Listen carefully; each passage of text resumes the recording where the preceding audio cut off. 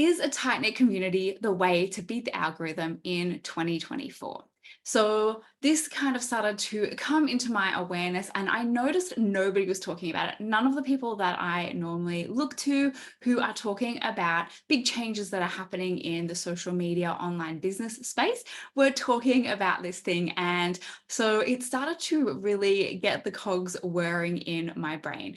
The rise of OpenAI, ChatGPT, and other AI software that has kind of been around on the outskirts for the past couple of years. But ChatGPT in 2023 really took off and became just like overnight millions, hundreds of millions of users were creating and starting to play with AI. And so what I was thinking about was like, oh my gosh, it's already noisy. If you are starting a brand new Instagram account or YouTube channel in this day and age, in 2023, 24, the noise that you have to cut through is so different now because there's just so much more content being created every day.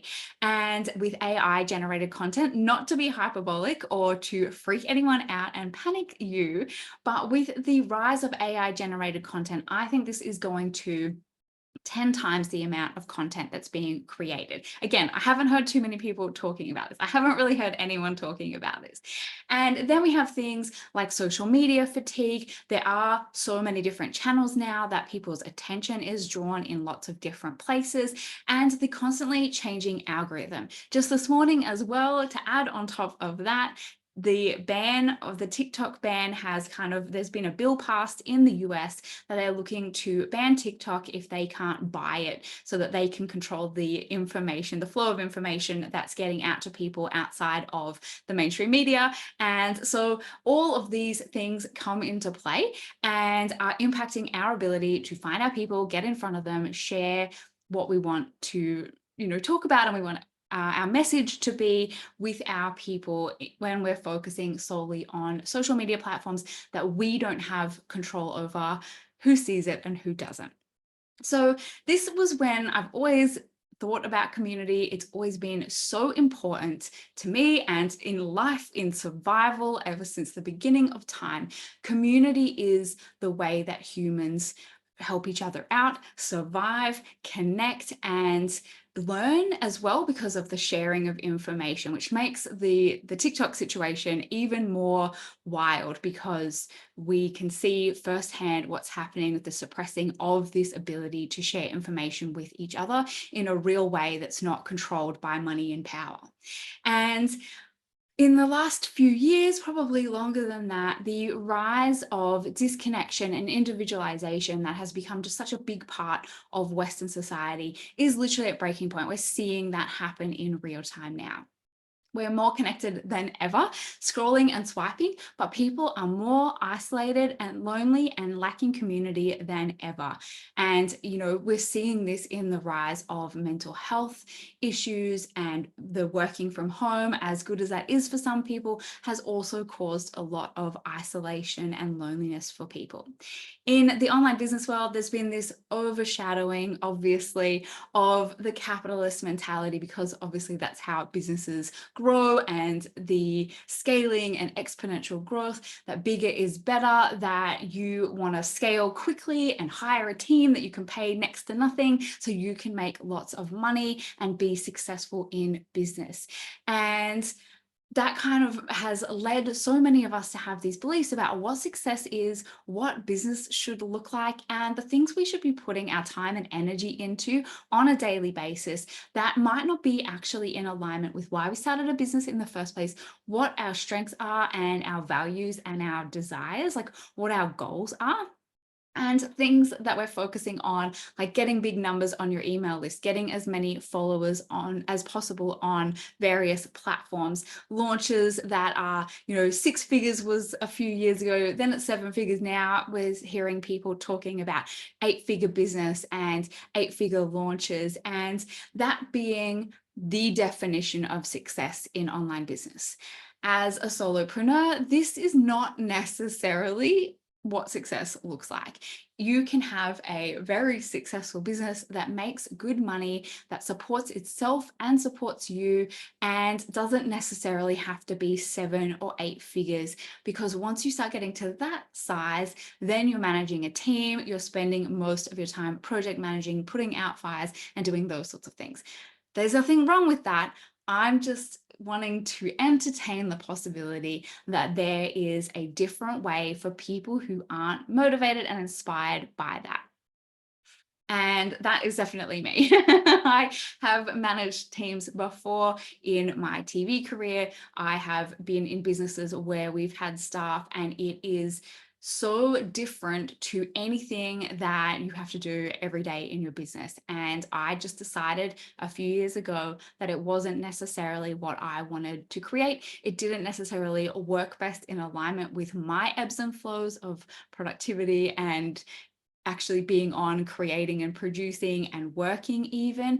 And I noticed that that was not a thing that people really talk about. And so I wanted to start thinking and talking about this idea of what if being a solopreneur was what you were working towards? Because everywhere we look, there is, you do that for a little while, and then as quickly as you can, you start hiring offshore VAs so that you can pay them next to nothing and, get on with other things in your business.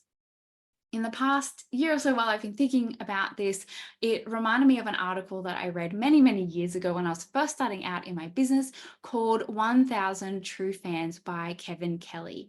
His belief is that you only need 1,000 people to pay you $100 a year to make the 100K, that elusive 6 figures in your business. And for many people, maybe not so much now with the cost of living and things like that, that is a really good starting point for your business. That is more than enough to run a small solo business and to be able to cover your own income, and then kind of, start thinking from there. But so many people are talking now about these 7, 8, 9-figure businesses that if you're just starting out, if you haven't quite hit those early numbers in your business, the thought of making 7 figures is so far away. And again, not necessarily sustainable, because every single year it's going to get bigger and bigger and bigger.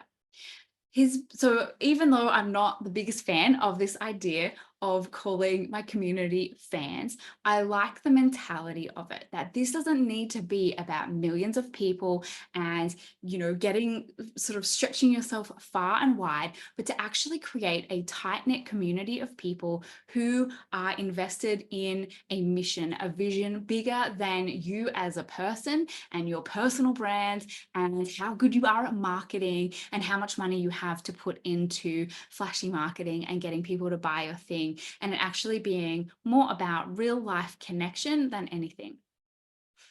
I have been talking a lot lately about not wanting to build an empire, because empires fall. That is what they are notorious for. We are seeing that play out right now as well. And so I actually have a little giggle. And again, everyone is on their own journey, but I do have a little giggle every time I see a online business person talking about empire building, because notoriously they are not sustainable.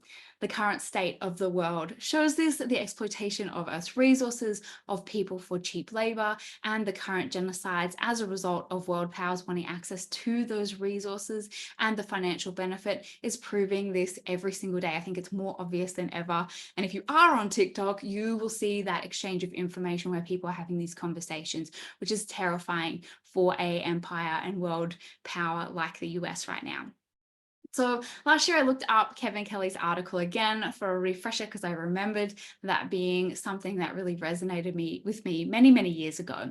And I actually got it wrong when I was Googling it. I was like, oh, what is that 100 True Fans article that I read? And I looked up 100 True Fans, and I stumbled on Li Jin's 100 True Fans article, which is basically taking Kevin Kelly's idea, his premise, and saying, okay, yes, 1,000 people paying you $100 a year. What if it was 100 people that paid you $1,000 a year, which equates to less than $100 a month. So less than $10 a month for 1,000 people. And again, it's not about money, it's not about dollars, but I think this is important and something that I really care about, because we've just gotten so swept up in this idea of being a coach or an energy healer and having these multi-million-dollar businesses. And again, that is totally fine if that is what you want and what you're working towards. But for most people, aside from the fact it is not going to be the reality for like 99% of people, I think the recent stats are that something like 80% of coaches don't make over $10,000 a year. And I'm not, again, saying this to freak you out or be hyperbolic, but to just like, let's let go of all of those buzzwords and trending things that we should be working towards and actually come back to what we really care about. I love the idea of a community where I know every single person's name and face, which you can do with 100 people. Once it starts to get bigger than that, and if you've ever been in a group program or a community with more than 1,000 people in it, nobody knows who you are. The person who's leading the community definitely doesn't. And it is very hard to cut through the noise and actually have real connections with people in these huge spaces that have 50,000 people in them. So, like I said, the numbers don't really matter. And I personally don't love referring to my amazing and important people in my community as fans, but I do love the concept of this tight-knit community, the cozy community, and what I created the common room for, that I like to think of us all sitting around in a digital kind of common room, squashy armchairs, drinking tea and coffee and having a good little chat. And that is where the Cozy Community Creator Hub came from. I have been working on this for many, many months, so much longer than I thought I was going to, because I keep having new ideas and ways that I want to talk about this topic. And I got to the point that I never do this. I always just have an idea, put it together and get it out into the world. And I find myself every single day telling people, like, get out the bare minimum version first, get people to have a look at it, get feedback, and then you can improve and evolve it as you go. And it feels like this was one of those projects that wouldn't allow me to do it the way I normally do it. So I have been simmering away on this. I've been working on little parts of it over the last almost 6 months, and it is finally coming together. It is still not fully finished, because I love the idea of co-creating with the people in the community to make sure that you get the absolute best out of it. But the idea of the Cozy Community Creator Hub came from this question: what if I could support 1,000 people to build their own cozy community of 100 or 1,000 true fans? And I do use that in inverted commas, because it's such a recognizable word or terminology, and I haven't come up with something better yet. Without the empire building pressure, to help people get off the social media hamster wheel, the content creation hamster wheel that is time consuming and a lot of energy. And for most people, they spend so much time and energy thinking about it and still don't actually post, that it takes away their ability to focus on the other areas of their business that require their attention. And we're actually focusing on building something so much deeper and more meaningful in the idea of this community, a tight-knit community of people with aligned values and a bigger mission that they are excited to be a part of. What if I could document that journey in real time and share what I'm learning, trying, what's working, not working? I did this and that worked, and these are the things that I've created, and sharing those with people who are wanting to do a similar thing without having to start from scratch and figure it all out the hard way. I have done so many different kinds of things over the past 10 years in my business. I've had free communities, I've had paid memberships, I've had so many different versions of this. And I'm also going to be bringing in people who are doing community differently, so that they can share their experiences and their expertise on different platforms and formats of community as well. I've never loved the idea of going viral on social media. I can't even imagine the visibility freak out that I would have if suddenly something that I created was seen by a million people. I wouldn't know what to do with that. The thought of it just actually sends me into a bit of a panic. And having seen people go viral on platforms like TikTok and then have millions and millions of followers and say, hey, I'm working on this project. It's just $10 for you to be a part of it, and those people could not raise any money from that. And so it's kind of, it's not saying that your community has to be monetized. I so want to get away from this idea that we are only in community with people so that we can make money from them. I really, really hate that. But it also is fair that you be compensated for the time and energy that you put in. You are running a business after all. I would love to live in a world where that was not the case, and we're not there yet. And so for some people, they're going to be those empire builders. They're going to be able to build huge, big platforms and do really well from them. There are going to be people out there who definitely want to build a 7, 8, 9 figure business. And that is amazing. And there are so many people out there selling that strategy, that way of doing business. And so what I wanted to do was say, hey, if that's not for you, I am creating a place where you can do it differently, where maybe the idea of that is not in alignment with your goals and values. Maybe it's actually just a lot of energy and capacity that you don't have to be thinking about how to create a massive business like that and manage a team. And so for those people, I love the idea of this cozy, tight-knit community, and I wanted to experiment and try it and be able to share that with anyone who is looking to create the same. So that is what the hub is about. It is some short trainings that are going to help you find the right platform for you, that are going to help you actually create your vision and put it down in paper so that you can start to see why you want to get up and do lives, why you want to get up and, send that email, do that post, and commit time and energy to building your own community, because you're driven by a bigger vision and mission than just a business coach told me I needed a free Facebook group, but there's 83 people in there and I post 5 times a week and nobody engages. This is actually creating community from a place of, I'm going to show up because I believe in this mission. I want to bring people together in this way, and I'm going to keep showing up knowing that I will keep trying something new every single day until I find my people. That is what I have been doing for the last 10 years in the trenches, and am still doing here. I'm going to document it. I'm going to share it with you as well. And I'm so excited to share all the fun resources that I've been creating that I use every day in my business as well. So it's not fully live yet. It is going out this morning to the members who are waiting for it so that they can get in first and take a look around. And then later today, I will be sending the link out because it is day 5 of my 10 days of offers, and there's going to be a special little bonus if you join us in this kind of soft launch, pre-launch phase, because I haven't been creating any content around it. I haven't done any of the pre-launch things that I would normally do when I have a new offer coming. It's just something that needs to be out in the world. And I'm so excited to finally get to share it with you all.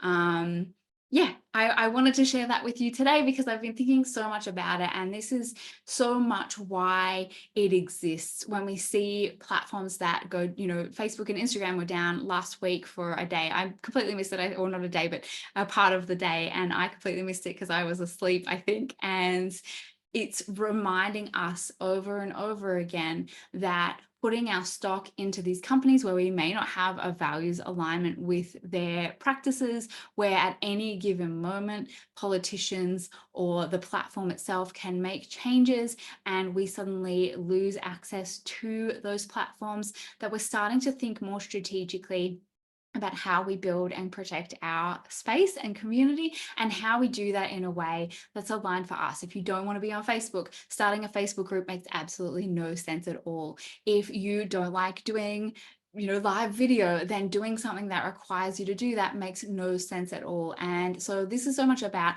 finding the right platform for you, having that bigger vision, and then strategies to find your people and invite them into your community, whether it's a paid or a free one, and starting to build this idea of your 100 or 1,000 true fans. I'm saying both because I know it's going to be different for different people, and they're just numbers that sound really good. It doesn't really matter what the numbers are at all. So if anyone has any questions or anything to do with this that you would like to know more about, or yeah, you want a further explanation about, please let me know.